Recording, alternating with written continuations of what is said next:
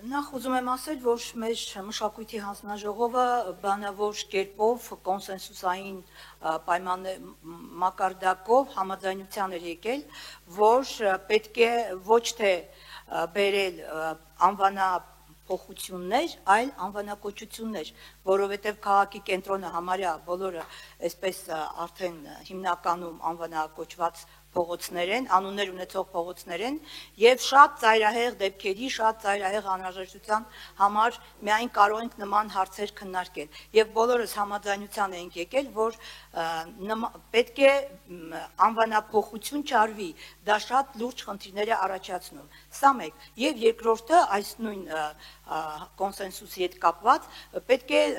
տեղի բնակչության համաձայնությունը գոնե շատ փոքր վիճակագրական տվյալներ ներկայացվեին, թե բնակչության որ մասը, ինչքան մասը դրան համաձայն կամ ոչ։ Փաստորեն սա այս պահին արված չի, եւ դա հիմքեր, ինչպես ասում են, հիմքերը պակասեցնում է, հիմնավորվածությունը պակասեցնում է այս առաջարկի։ Այնուհետև ես այստեղ հանձնաժողովում նաև հիմնավորվեց, այստեղ չգիտեմ ինչի չասվեց, որ Լենինգրադ քաղաքը չկա, փոխվել է, նույնիսկ ռուսները չեն պահպանում իրենց Լենինգրադը, նախ դա ճիշտ չէ, այնտեղ կան, ասենք, անուններ, Լենինգրադ անունը պահպանվում է եւ գնացքի կայարանների եւ խոշոր մայրուղիների վրա, բայց դա էական չէ, այստեղ տրամաբանությունն է հետաքրքիր։ Ուրեմն եթե վաղը Կիև քաղաքը կամ չլինի, կամ այնտեղ ուկրաինացիները փոխեն իրենց անվանափոխություն անեն իրենց քաղաքի, մենք պիտի մեր կիևյան կամուրջը կամ կիևյան խաչմերուկը ասենք բերեք փոխենք,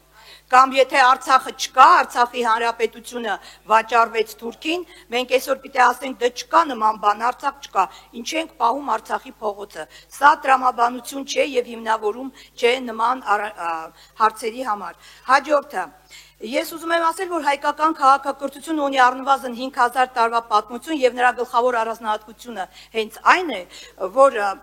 մշակութային բազմաշերտություն ունի, ինչը անհնար կլիներ, եթե ամեն եկող իշխանություն նախորդ իշխանության ժառանգությունը փորձեր վերացնել։ Ես չգիտեմ բոլշևիկներից ինչով են տարբերվում այսօրվա նման առաջարկ ներկայացողները, որովհետև միայն բոլշևիկներն էին 20-րդ դարի սկզբին, որ ասում էին քանդենք հին աշխարհը, կառուցենք նոր աշխարհ, այն ինչ որ հին է, այն ինչ որ բուրժուական է եւ այլն, դա մերը չէ եւ այսպես ջնջում են։ Պատկերացնում եք, եթե Տրթատ առաջինը գառնի տաճարն էլ ավերեր վերացներ, այսօր ինչով էի կպարտանալու։ Ես չեմ հասկանում, խորհրդային Հայաստանի Հանրապետությունը 70 տարվա ժառանգություն է ստեղծել եւ նույնիսկ դպրոցներում երեխաները, որ երկրորդ հանրապետություն են անցնում, իրենք աչքով տեսնում են, որ այդ դպրոցները, որ կառուցված են մանկապ, այդ բոլորը խորհրդային տարիների կառուցված է։ Այդ ամբողջ ժառանգությունը, որ դուք ուզում եք ջնջեք, ինչ եք ուզում տեղը դնել։ Ոչինչ։ Միանգամից ես կառաջարկեի Նիկոլ Փաշինյանի անունով այդ փողոցը անվանակոչել, որովհետև վաղը կարող է ասել Քրքորյանը փոխկապակցված է նախկինների հետ, ինքը այսպես բան է, ֆինանսավորել է նախկիններին, ուրեմն պետք է անվանակոչել։ Ի վերջո Նիկոլ Փաշինյանն էլ պետք է հիշատակը հավերժացնելու համար վաղտեղուշ մի փողոց պիտի պահեք, որ վերջապես իր անունով էլ անվանակոչվի։ Ինչ վերաբերում է հիմնավորմանը, ես կասեմ, որ այս նախագծի միակ հիմնավորումը այն է, որ միակ հիմնավորումը ատելությունն է եւ անհանդուրժողականությունն է, ընդ որում չեղած, այսպես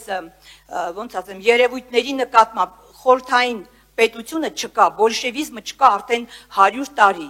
100 տարի չկա բոլշևիզմ այս երկրում։ Եվ զարմանում եմ, որ դուք այդ ուրվականի հետ մինչև այսօր կռիվ եք տալիս։ Սա ադեկվատ չի։